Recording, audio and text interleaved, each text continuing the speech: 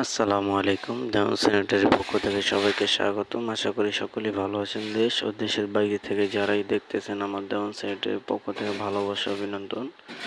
তো আজকে যে ভিডিওটা এটা হচ্ছে খুব গুরুত্বপূর্ণ একটা ভিডিও।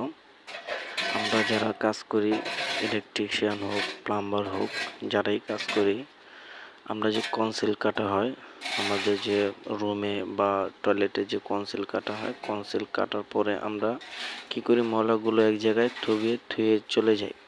তো ওই কাজ করবেন না।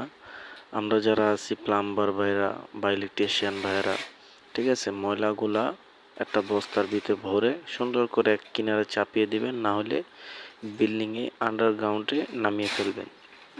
এতে সৌন্দর্য বাড়বে প্লাস কাজও সুন্দর হবে। ঠিক আছে, তো ভিডিওটা কেমন হচ্ছে সকলে জানাবেন। আসসালামু আলাইকুম রহমতুল্লাহি ওয়া বারাকাতুহু।